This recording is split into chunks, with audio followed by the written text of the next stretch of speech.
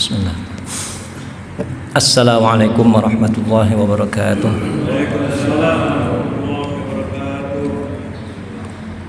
Alhamdulillah. Alhamdulillah wassalatu wassalamu ala Rasulillah Sayyidina Muhammadin ibni Abdillah wa ala alihi wa sahbihi wa mawala wa la hawla wa la quwwata illa billah. Allahumma salli wa sallim ala Sayyidina Muhammadin wa ala alihi wa ashabihi ajma'in. Amma ba'd. Qala Allah Ta'ala fi kitabihil karim. A'udzu billahi minasyaitonir rajim. Bismillahirrahmanirrahim. Alif lam mim. Dzalikal kitabu la raiba fihi hudan lil muttaqin. Alladzina yu'minuna bil ghaibi wa yuqimuna as-salata wa mimma razaqnahum yunfiqun.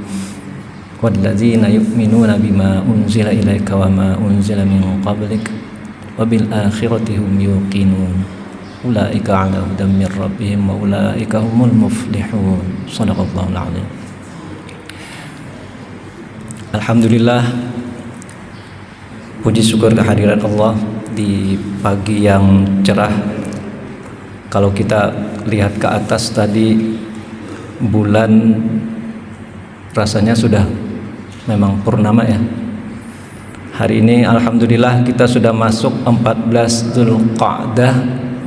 Artinya tidak sampai 1 bulan lagi kita akan masuk kepada momentum Idul Adha. Mudah-mudahan Allah Subhanahu wa taala tetap berikan kita kesehatan, kelapangan, kekuatan sehingga kita tetap bisa istiqomah untuk beribadah kepadanya. Amin ya rabbal alamin. Tak lupa salawat dan salam kita aturkan kepada junjungan kita Nabi besar Muhammad sallallahu alaihi wasallam beserta para keluarga, para sahabat dan pengikutnya hingga akhir zaman, dan insyaallah juga kita termasuk di dalamnya. Amin ya rabbal alamin. Yang kami hormati Bapak Ketua Takmir, bukan DKM di sini, Ketua Takmir MRTK beserta seluruh jajaran pengurusnya, Bapak-bapak, para guru, para alim ulama yang kami muliakan, Bapak-bapak, Ibu-ibu, hadirin hadirat, serta adik-adik sekalian yang kami hormati.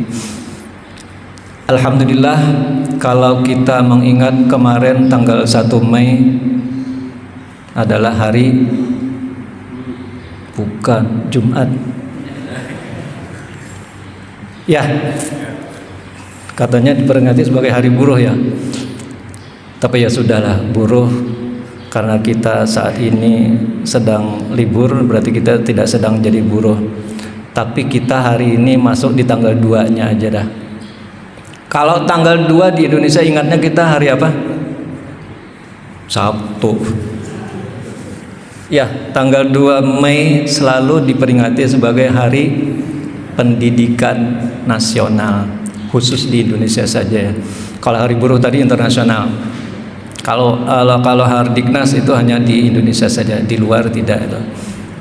Nah, pagi ini insyaallah kita akan sedikit mengulik tentang beberapa hal terkait pendidikan, khususnya seperti yang ada di gambar itu ya. Artinya tidak jauh dari pendidikan tentang membaca Al-Quran.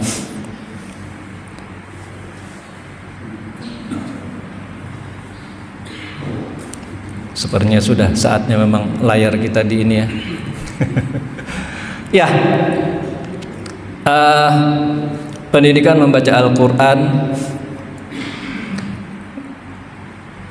Kenapa ini jadi hal yang ingin kita bahas? Terutama tadi terkait dengan pendidikan.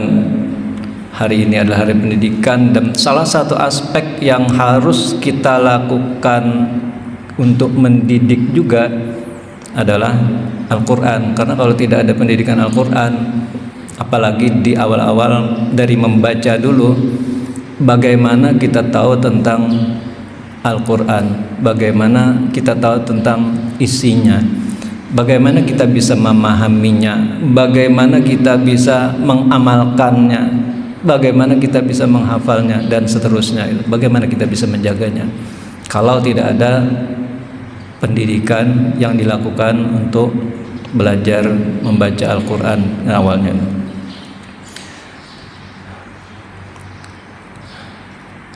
Kami ingin mengutip beberapa hasil riset atau survei dulu tentang Al-Quran. Di sekitar tahun 2000, di bawah tahun 2010, metode Mustaqili, ini salah satu metode belajar bahasa Arab yang diperkenalkan Pak Kiai Agus Shahib. Beliau menyatakan bahwa saat itu 0,5% orang membaca Al-Quran dengan baik. Artinya tidak sampai 1%. Tapi beliau tidak merinci kalau yang tidak baiknya berapa gitu. Karena kan kita seringkali menyebut juga kalau nggak enak banget tuh sakitnya setengah mati gitu ya. Tapi kita nggak pernah berbicara setengah hidupnya tuh berapa ukurannya. Apakah sisanya setengah itu hidup atau apa? Tapi dia setengah mati. Nah ini beliau hanya menukil tentang 0,5% membaca Al-Quran dengan baik. Kemudian pada tahun 2009 Kemenak RI juga pernah mengeluarkan hasil risetnya bahwa 64% ternyata penduduk Indonesia itu buta aksara Al-Quran. Tahun 2009, masih lama lah ya, udah 17 tahun. Hari ini udah sweet 17, dia udah 17 tahun di tahun ini. Waktu itu sudah 64% yang buta aksara Al-Quran. Artinya baru sekitar 36 yang melek Al-Quran. Cuma jangan ditanya 36 bisa membaca Al-Quran itu seberapa kadarnya. Nah, di tahun 2013 dari Institut Ilmu Al-Quran IIKI, ini tetangga kita di Cinangka dan di Ciputat ya. Menurut survei mereka ada 65% buta aksara Al-Quran. Nah ini hampir sama dengan yang dari Kemenak. 35% bisa membaca, tapi hanya 20% membaca dengan benar. Alhamdulillah, berarti sudah naik dari 0,5% tadi.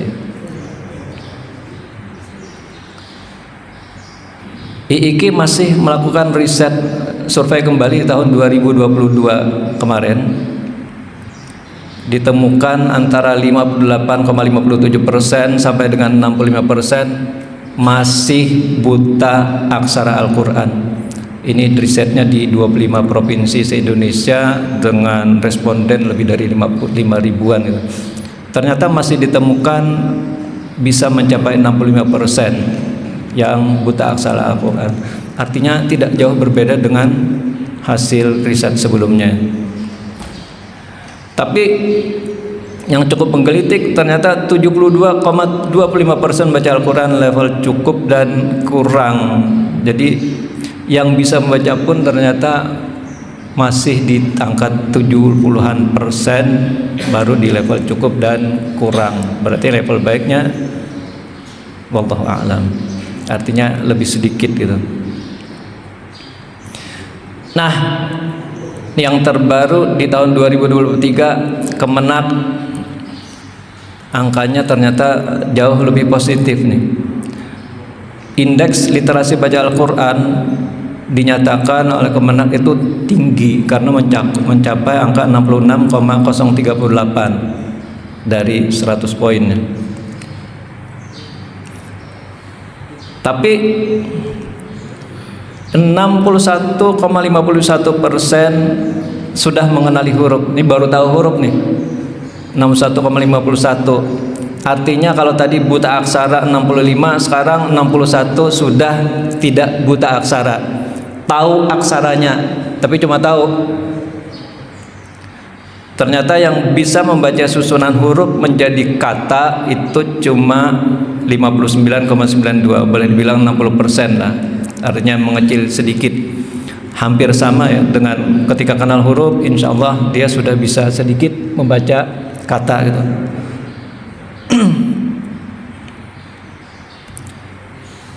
Ketika dinaikkan lagi tingkatannya, ternyata hanya 48,96% yang lancar membaca ayat. Jadi yang tadi bisa membaca kata, bisa jadi masih terbata-bata, tapi minimal tidak buta huruf.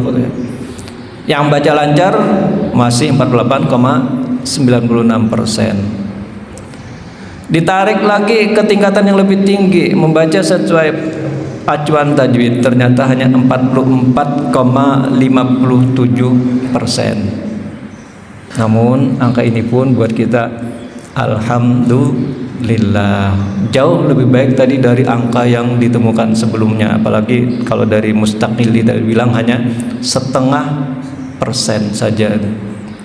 Ini sudah angka ke 44,57. Nah, ini yang tadi 65 sekarang menjadi turun sekitar 38 tidak mengenali huruf. Tapi ini surveinya dilakukan oleh yang berbeda ya. Kalau Kemenak RI itu surveinya sekitar 10 ribuan responden. Kalau di sini di 5 ribuan tadi angkanya ternyata masih agak berbeda. Bisa jadi respondennya berbeda sehingga angkanya cukup terpaut jauh pada jaraknya cuma 1 tahun gitu.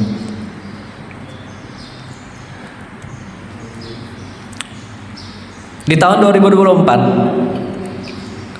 ada sekitar 200 sampai 300-an metode belajar membaca Al-Qur'an, apalagi belajar membaca cepat gitu.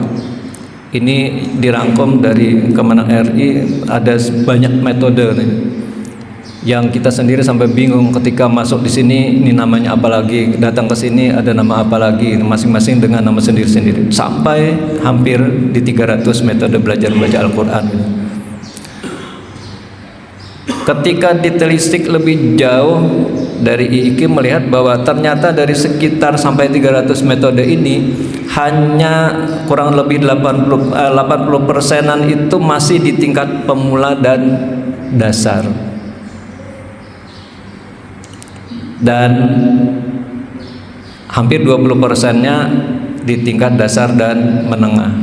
Artinya kalau bicara tadi tingkat menengah ke atas, apalagi sampai bagus bertajwid, ternyata masih cukup rendah. Kira-kira kenapa hal ini bisa terjadi di Indonesia gitu?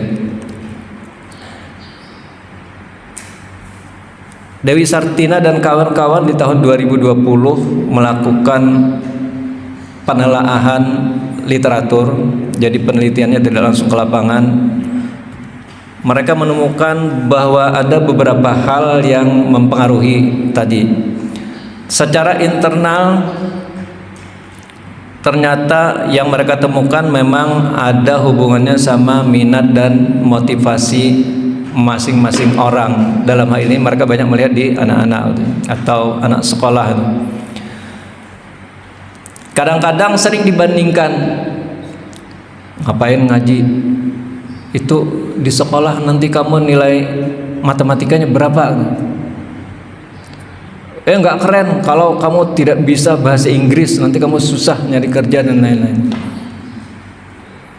Jadi seringkali belajar ngaji khususnya di awal dengan membaca tadi bukan menjadi pilihan yang sangat diminati anak. Apalagi kalau tadi disodorkan dibanding-bandingkan dengan mata pelajaran. Oh, kamu nanti susah nyari kerja, susah nanti nyambung sekolahnya kalau itu. Kan yang ini nanti yang ketika kamu akan masuk sekolah atau masuk kerja yang dipakai. Dia lupa bahwa satu hal, untuk mau masuk surga yang mana yang dipakai. Ingatnya cuma masuk sekolah itu, tapi lupa buat masuk surga yang dipakai yang mana itu. Kemudian ada lagi tingkat kecerdasan yang bervariasi. Ini kadang-kadang ya masing-masing anak, masing-masing murid, masing-masing siswa juga berbeda-beda, sehingga butuh kreativitas dari pendidiknya untuk memberikan cara pengajaran yang sesuai gitu. Belum tentu metode seperti Iqra itu cocok buat kita gitu. Jangan-jangan buat yang ya saya kan masih muda umur, cocok dengan metode yang dulu alif-alifan katanya, alif bata sa alif bata, jangan-jangan masih cocok dengan itu tuh. Atau jangan-jangan ada yang metodenya gaya ya kayak membaca cerita sekarang tuh. Nah itu ternyata itu pun turut mempengaruhi tingkat tangkapan, sehingga ada yang bisa cepat atau lambat untuk membaca. Hal lain lagi adalah faktor kelelahan. Seringkali ngaji itu kapan sih waktunya kita? Di jam prime time enggak? Kalau di sekolah tuh jarang ya. Kalau tidak di pagi hari sebelum mulai sekolah, atau kadang-kadang ya buat les sore lah katanya. Anak-anak kadang ketika suruh ke TPA udah capek mah. Atau ya bukan cuma sore, kadang-kadang disuruh malam juga kan. Jadi ngaji atau belajar membaca itu hanya dengan sisa-sisa tenaga, sisa-sisa kekuatannya itu, sehingga itu pun juga turut mempengaruhi gitu. Adapun dari faktor eksternal, mereka menyoroti bahwa pengaruh lingkungan keluarga, sekolah, dan masyarakat itu juga sangat berperan. Di lingkungan yang keluarga yang agamis barangkali mudah untuk mengajak anak untuk ngaji gitu ya. Tapi berapa banyak sih keluarga yang masih belum peduli dengan terserah kamu mau ngaji apa, pokoknya dah. Atau karena hambatan ekonomi terpaksa dah, nak jangan ngaji dulu, bantu ibu ini, sehingga pendidikan untuk membaca Al-Quran jadi terabaikan gitu. Atau di sekolah kadang-kadang guru ngaji ditunjuk siapapun yang bisa itu, bukan yang kompeten. Dipikir ngaji itu ya asal bisa, ya seperti itu gitu. Untuk tingkat tertentu memang bisa, tapi di tingkat yang lain maka butuh kemampuan guru yang lebih kompeten untuk bisa mengajarkan hal tersebut gitu. Kemudian juga lingkungan masyarakat, ada di daerah-daerah tertentu ya yang kadang-kadang maghrib itu sepi. Karena mana? Anak-anaknya dikumpulin di entah di musola atau di mana, atau di rumah masing-masing dengan kontrol jamnya. Jam sekian sampai jam sekian adalah jam ngaji, jam sekian sampai jam sekian adalah belajar. Itu ada di daerah tertentu. Ternyata hal itu pun juga mempengaruhi. Sementara ada kawasan lain mungkin yang ya bebas-bebas saja, dia mau seperti apapun gitu. Nah, oleh Sartina dan kawan-kawan tadi, mereka menemukan solusinya mau tak mau, antara lain dari lingkungan keluarga, sekolah, masyarakat, dan pemerintah harus secara integratif, semuanya harus bergerak. Buat kita khususnya sebagai kepala keluarga, maka kita harus ambil peran mau tak mau, karena di keluargalah awal atau asal muasal kita untuk bisa menggerakkan anak-anak kita itu tadi. Di samping ya sebagian saudara-saudari kita kadang-kadang mengandalkan sekolah saja. Di sekolah kan juga dapat, udah nanti di sekolah aja, silakan. Tapi tetap dalam pantauan orang tua, seperti apa dia diberikan ajarannya di sekolah gitu. Demikian juga dengan masyarakat dan pemerintah. Di daerah tertentu kalau nggak salah pernah ada itu ya, maghrib mengaji. Jawa Barat jangan-jangan deh, gerakan maghrib mengaji gitu. Jadi waktu maghrib itu khusus diberikan memang untuk mengaji. Ya kalau di pondok sih udah pastilah ya, di waktu-waktu antara maghrib dan isya itu prime time-nya untuk segala macam kegiatan yang entah wiridan, ngaji, dan lain-lain gitu. Nah, Artinya tadi solusinya memang harus secara bersama-sama. Orang tua, yuk gerakan anak-anak masing-masing. Tapi itu belum cukup kalau ternyata masing-masing kita pun punya keterbatasan gitu. Serahkanlah kepada ahlinya, barangkali di sekolah ada yang lebih kompeten. Atau kalau di sekolah tak ada, ya yang mirip-mirip sekolah tapi sekolah informal atau non formal. Mungkin TPA, TPQ dan lain-lain. Mudah-mudahan bisa lewat sana itu. Dan masyarakat dan pemerintah juga mestinya harus mengayomi dengan, bisa jadi dengan tadi ada kebijakan khusus di daerah tertentu, buatlah gerakan-gerakan tertentu. Alhamdulillah di daerah-daerah, hampir seluruh daerah sekarang juga kalau kita lihat minimal secara pakaian dulu. Hari Jumat kan sekolah pada pakaian baju koko katanya.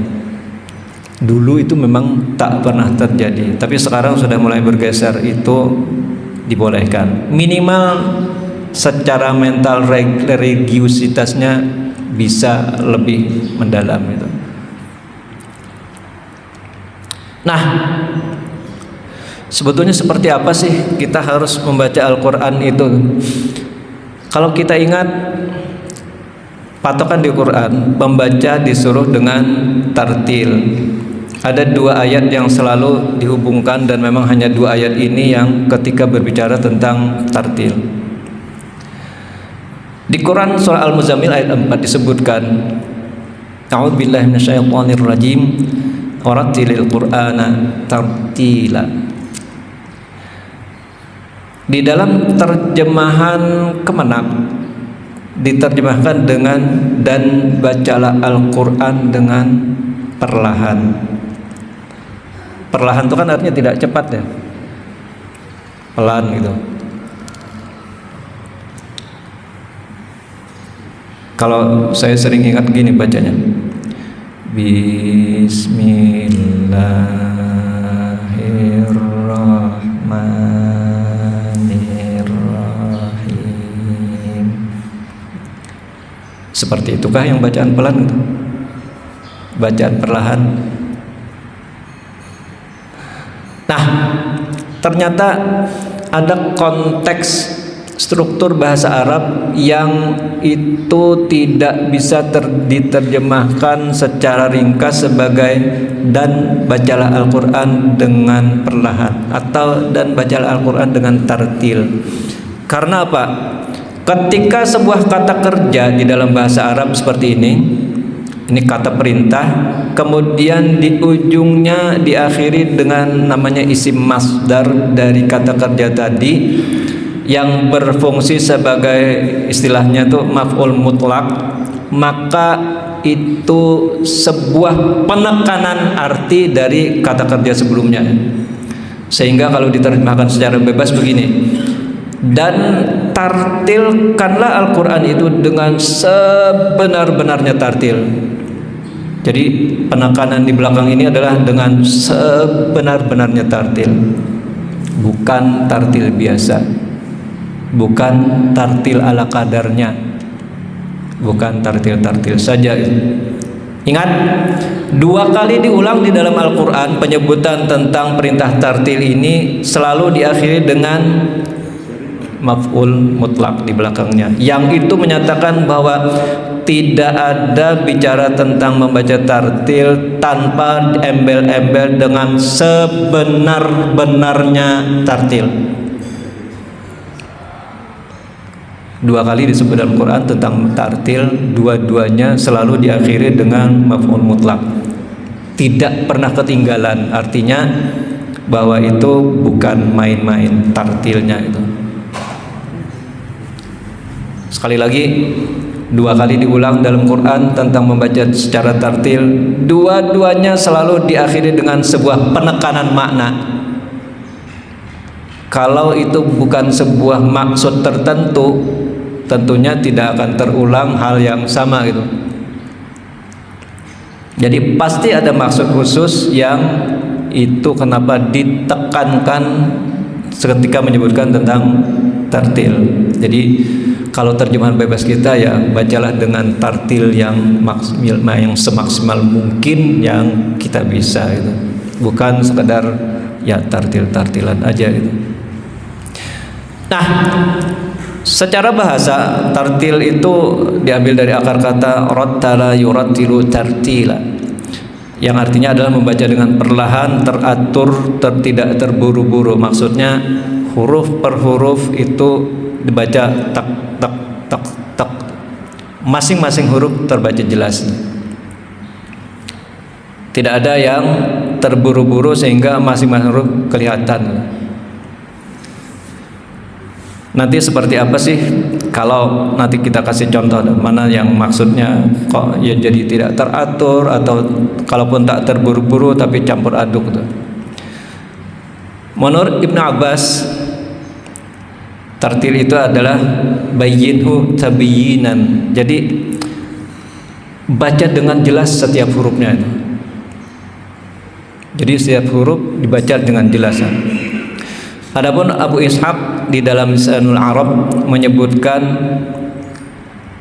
wat tabyin la yatimu bi an yu'ajjila fil qiraah.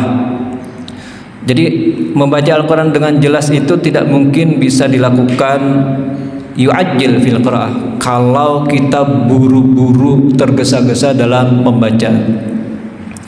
Wa inna ma yatimmu tabyin bi an yubayyana jami'al huruf. Akan tetapi sesungguhnya kesempurnaan untuk membaca Al-Quran dengan jelas itu adalah ketika membaca semua hurufnya dengan jelas, wa yufiha haqqaha minal isbaq, dan menunaikan haknya sesuai dengan kaidah bacaan yang benar. Jadi dibaca dengan sebenar-benar, baru muncullah bacaan yang jelas tadi. Nah, jadi inti sebuah dalam tartil itu adalah membaca dengan pelan, jelas setiap hurufnya tanpa berlebihan. Ini dikutip dari kitab Al-Adab. Nah, ini beberapa imam yang punya kitab tafsir besar yang sering kita kutip. Imam Al-Qurtubi menyebutkan bahwa tartil itu memperjelas bacaan, tidak tergesa-gesa, serta memperindah suara tanpa berlebihan, bukan meliak-liuk yang akhirnya dikasih lagu jadi belagu, bukannya seperti itu, tapi bacalah sesuai kadarnya. Imam Ibnu Katsir menambahkan bahwa membaca dengan tenang dan perlahan agar lebih membantu dalam memahami dan mentadabburi ayat. Jadi maksud ketika membaca perlahan, pelan, semua huruf terbaca dengan jelas tadi adalah kita bisa meresapi setiap arti dan makna dari yang kita baca tadi, sehingga Quran itu masuk ke dalam dada. Itu yang dimaksud dengan tingkatan tartil tadi. Senada dengan itu Imam At-Tabari juga menyebutkan bahwa membaca secara teratur, jelas, dan penuh perenungan. Jadi kalau membaca cepat-cepat, apalagi kita bukan yang orang Arab gitu ya, membaca lambat aja nggak tahu maknanya gitu ya, apalagi baca cepat-cepat gitu ya, sekedar walaupun membaca Al-Quran kan ada pasti nilai positifnya, ada pahalanya, cuma sampai ke tingkat tartil yang maksud setartil-tartilnya tadi belum akan sampai ketika belum masuk ke dalam kita. Nah, ini yang sering dikutip di banyak kitab tajwid karena diambil juga dari rujukan besar kitab Imam Al-Jazari. Ali bin Abi Thalib radhiyallahu anhu menyebutkan bahwa tartil itu maksudnya adalah tajwidul huruf wa ma'rifatul wuquf, membaguskan huruf dan mengetahui tempat berhenti. Tajwid itu kan artinya membaguskan, menjadikan lebih baik atau lebih bagus, itu secara arti itu. Adapun yang dimaksud dengan di sini adalah pemenuhan hak huruf dan mustahaqul huruf menurut Muhammad Al-Mahmud. Itu yang dimaksud dengan tajwidul huruf tadi. Apa itu hak huruf? Hak huruf itu sesuatu yang bersifat atau melekat di masing-masing huruf. Di dalamnya ada dua, sifat huruf dengan makhraj atau makharijul huruf. Sedangkan mustahaqul huruf tadi itu yang muncul belakangan. Itu yang sering kalau kita belajar kan, izhar, ikhfa, iqlab, itu sebetulnya mustahaqul huruf, hak yang muncul belakangan. Ketika huruf ini ketemu dengan ini, maka baru akan berbunyi seperti ini. Sementara hak huruf yang melekat langsung di hurufnya itu sendiri, itu adalah sifat dan makhraj. Ini nggak boleh ketinggalan. Ketika kita mengucapkan sebuah huruf, pasti akan ada sifat, pasti akan ada makhraj di dalam huruf itu. Belum tentu semua seketika mengucapkan huruf itu ada hurufnya yang dengung, ketika mungkin tidak ketemu huruf lain, tapi ada juga punya sifat yang punya sifat dengung. Nah, secara skematis mungkin bisa kita lihat seperti ini. Tartil yang dimaksud oleh Ali bin Abi Thalib radhiyallahu an tadi kurang lebih seperti ini. Satu sisi adalah tajwidul huruf atau membaguskan huruf, membaca huruf-huruf dengan baik masing-masing per huruf tadi. Di dalamnya ada hak huruf, di dalamnya ada mustahaqul huruf. Hak huruf itu terdiri dari dua, makharijul huruf dan sifat huruf. Makharijul huruf itu sendiri kalau dipisah-pisah ada 5 besar. 5 besar itu kalau dipecah menjadi 17 katanya. Di sini pun sifat huruf ada kurang lebih, ada yang bilang 17, ada yang bilang 18, ada yang 19. Tapi masing-masing sifat itu ada 5 yang saling berlawanan. Antara lain, huruf itu ada yang ketika kita mengucapkan maka dia tidak ada nafas yang keluar. Lawannya nanti ada huruf yang ada nafas yang keluar. Contoh misalkan huruf fa ada anginnya, itu huruf yang berangin, ada angin. Ada lagi huruf yang tidak, ketika mengucapkan tak boleh ada angin. Contoh huruf ba, nggak bisa ba, nggak bisa ba, dia harus ba, nggak ada angin. Apalagi ketika dia sukun, af, tetap ada angin. Tapi ba, ab, nggak ada.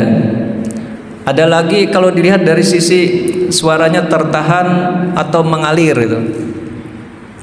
Contoh fa tadi, ketika dia sukun, af, masih ada terus jalan itu suaranya af.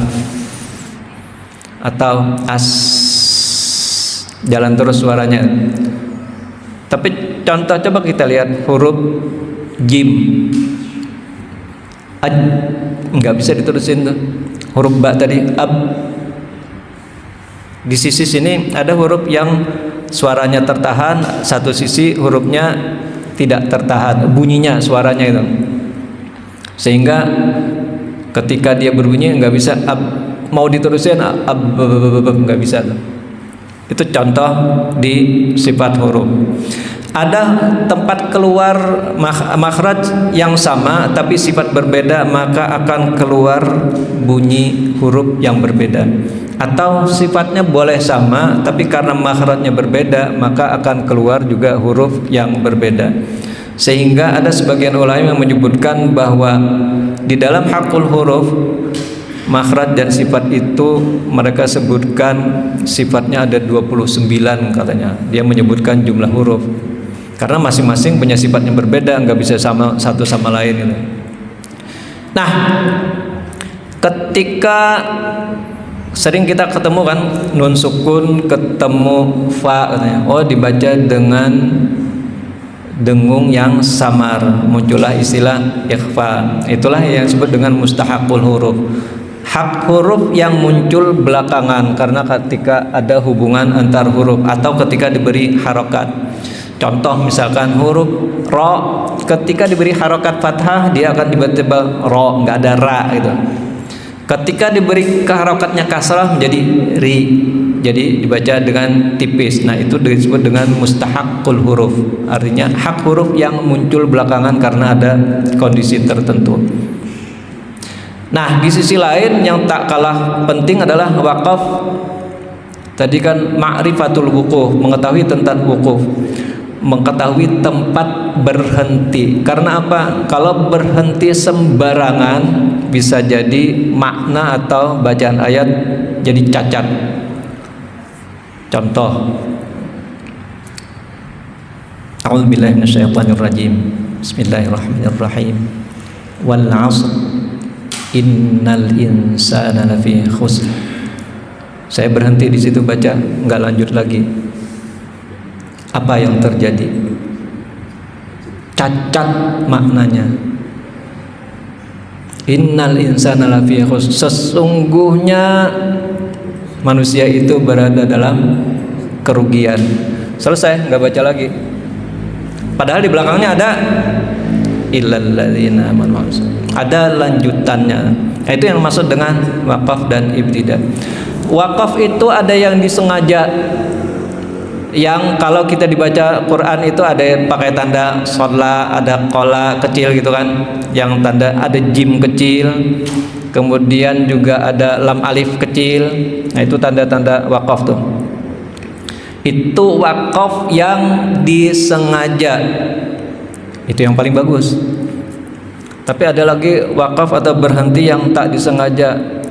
Contoh, ketika pas lagi baca nafasnya habis, emang berani lanjutin? Jangan-jangan benar-benar habis sekalian nanti, nggak bisa dipaksa kan? Atau pas lagi baca Quran tiba-tiba bersin, siapa yang bisa nahan? Tetap terhenti kan bacaannya kan? Nah, yang lebih penting lagi, ketika kita terhenti atau berhenti dengan sengaja, ini adalah masalah ibtida, mulai membaca. Karena mulai membaca itu tidak ada yang tak sengaja. Sekali lagi, mulai membaca itu harus disengaja, karena itu sangat mempengaruhi arti dan makna bacaan kita itu. Kalau tadi wakaf, ya disengaja itu yang bagus. Tapi kalau tak sengaja, kita juga nggak bisa melawan. Pas lagi baca tiba-tiba batuk, nggak bisa nahan kan?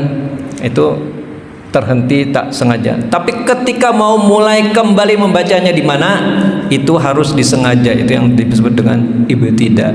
Makanya kenapa wakaf dan ibtida menjadi separuh bagian besar menurut Ali bin Abi Thalib tadi, sedangkan kita membaca huruf satu persatu dengan baik itu pun separuh hal yang sisi yang harus kita tunaikan juga.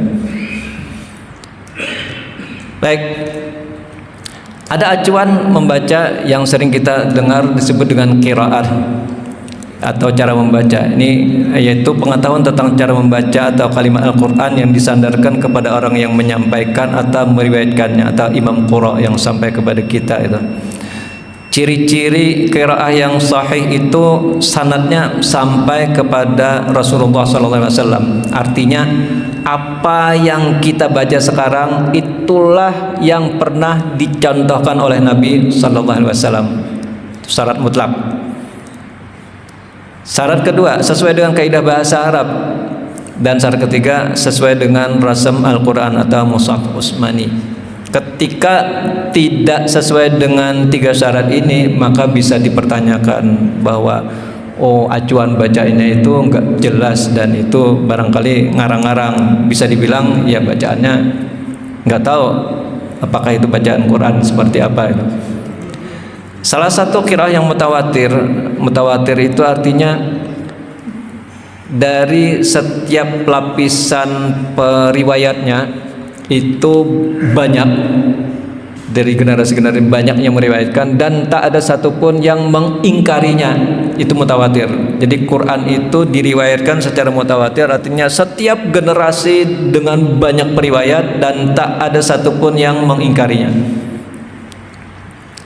Dan sahih ini qiraah Asim riwayat Hafiz Tariq Asyad. Jadi Asim, kemudian lihat nih usianya, dia punya turunan, kemudian murid Hafiz, kemudian beberapa generasi ke bawahnya ada Asy-Syatibi, kemudian ada lagi Imam Ibnu Al-Jazari. Nah, ini dua ini yang paling populer.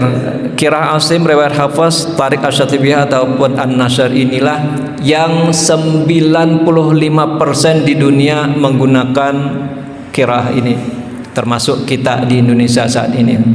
Adapun kenapa di sini ada Imam Asy-Syatibi dengan Imam Ibnu Al-Jazari disebutkan ada dua, karena di titik tertentu ada yang berbeda.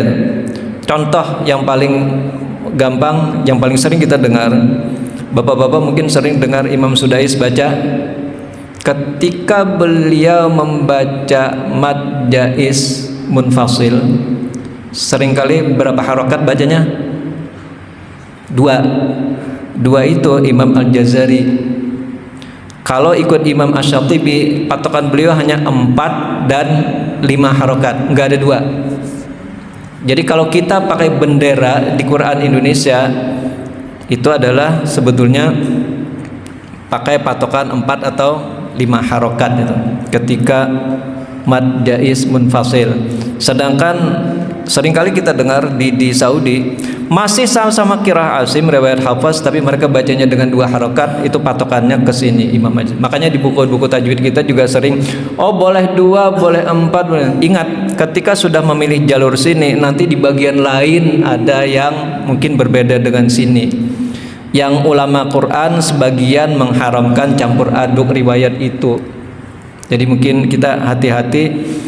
Ya insya Allah sih tidak akan melenceng, karena kita kebanyakan di Indonesia pakai yang ini.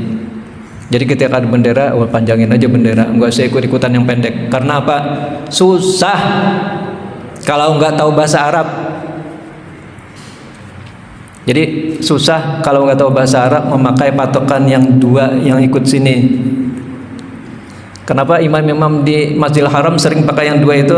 Ya karena mereka tahu bahasa Arab, tahu gampang langsung membedakan mana yang bisa 2, mana yang bisa 4. Kalau kita di Indonesia kalau nggak tahu bahasa Arab, insya Allah pasti banyak melencengnya itu. Jadi mendingan ikut sini, baca lebih panjang dengan 4 atau 5 harokat, insya Allah nggak ada salah. Dan Imam Al-Jazari pun juga memakai yang 4 atau 5 itu, cuma dia ada pilihan lain, pilihan 2, bisa 4, bisa 5 itu.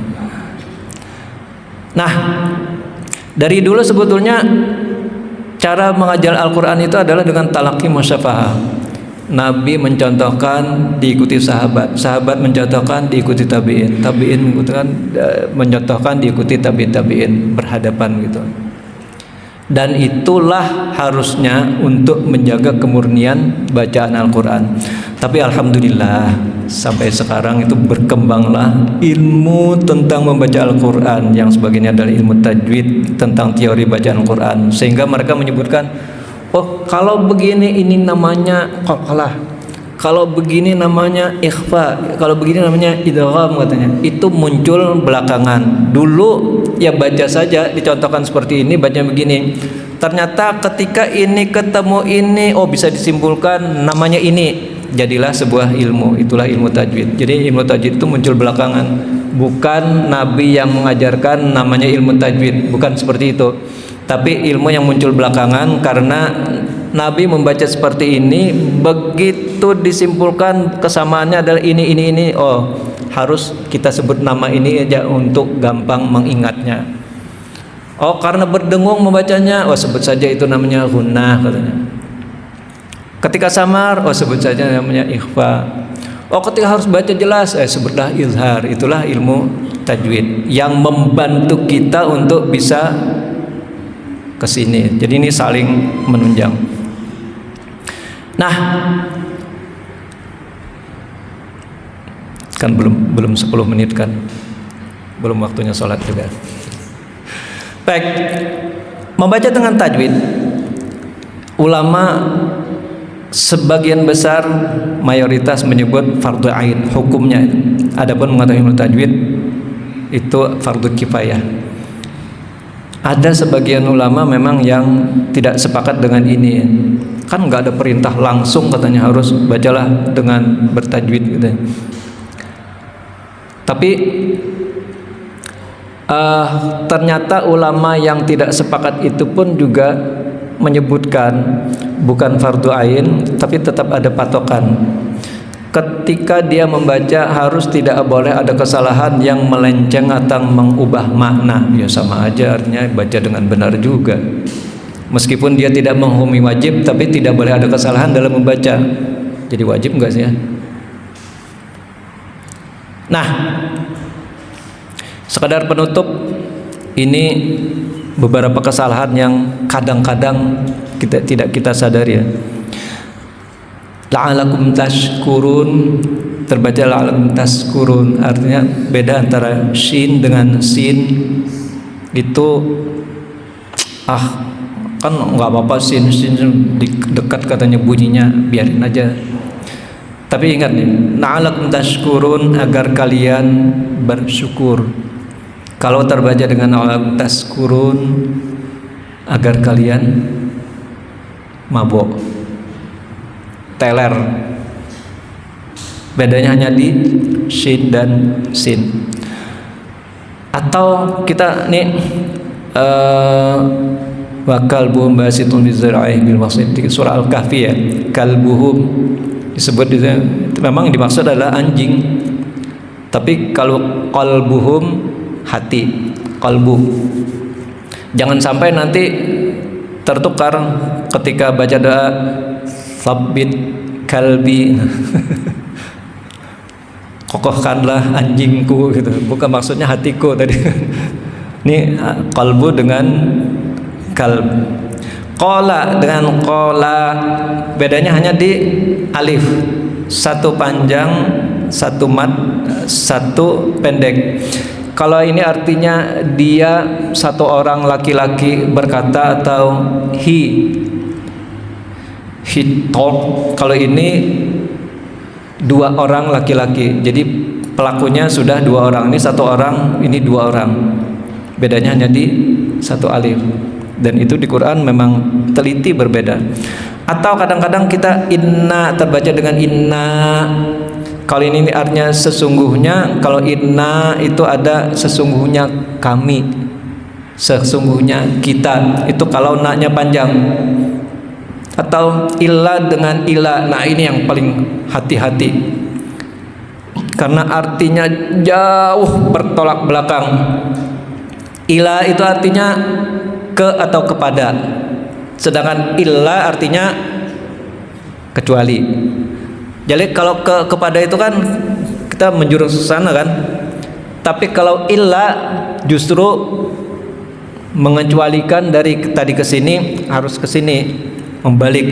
Nah, kalau illa terbaca illa, la ilah, maaf, ini contoh salah saja, la ilaha illallah, tidak ada Tuhan kepada Allah, terbaca illallah misalkan, bukan illallah. Atau sebaliknya, yang ila terbaca illa, artinya jadi malah jadi bertolak belakang. Ini mungkin tidak mempengaruhi makna karena sama-sama nggak tahu artinya, karena Allah lah yang maha tahu maksudnya. Tapi sering nggak kita dengar ketika ibu-ibu membaca Yasin, enak didengar, tapi salah, karena ya-nya hanya 2 harokat, sin-nya 6 harokat, dan 6 ini tidak bisa ditawar-tawar, karena yang namanya mad lazim semua ulama sepakat 6 harokat, nggak ada yang berbeda. Atau di sini, ini kan kaf ha ya ain shad, ada yang di merah sengaja dibaca diberi merah nih, maksudnya 2 harokat, yang lainnya 6 harokat.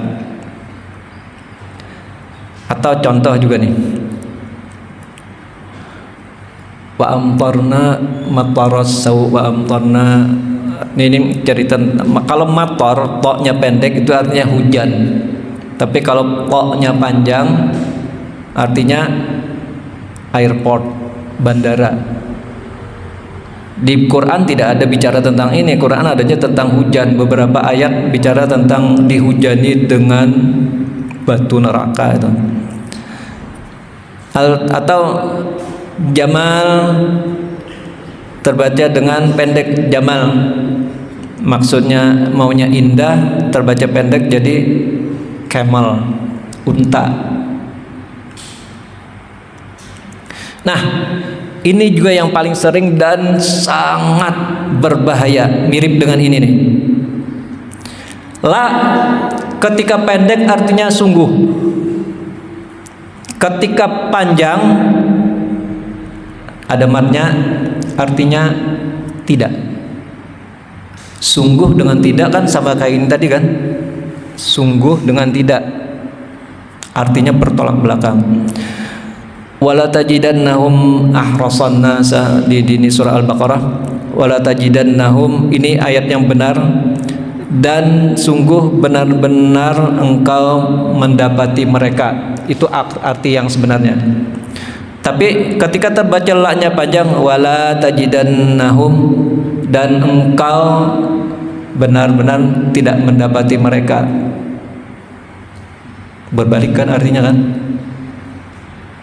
Jadi ternyata panjang pendek khususnya antara 1 dengan 2, hati-hati, ataupun ketika ada tasdid dengan tak bertasdid, hati-hati, karena ada makna yang kadang-kadang bertolak belakang.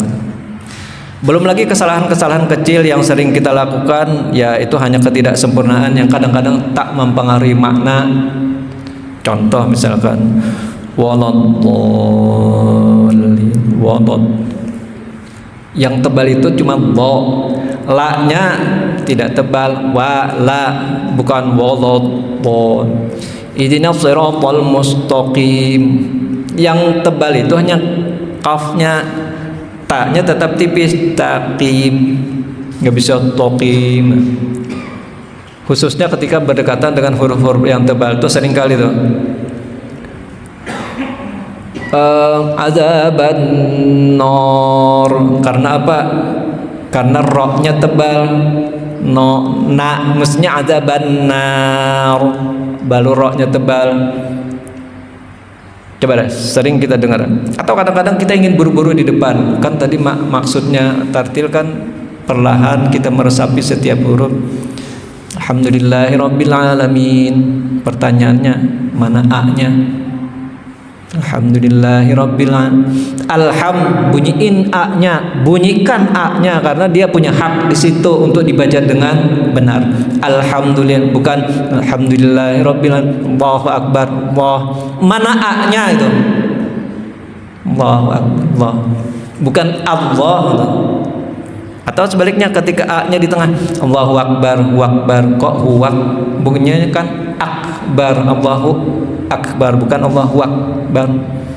Itu kesalahan-kesalahan kecil lain yang kadang-kadang hati-hati jangan sampai mengubah makna. Bisa jadi artinya berubah, atau jangan-jangan di bahasa Arab juga nggak ada maksud, nggak ada arti itu tuh di kata itu.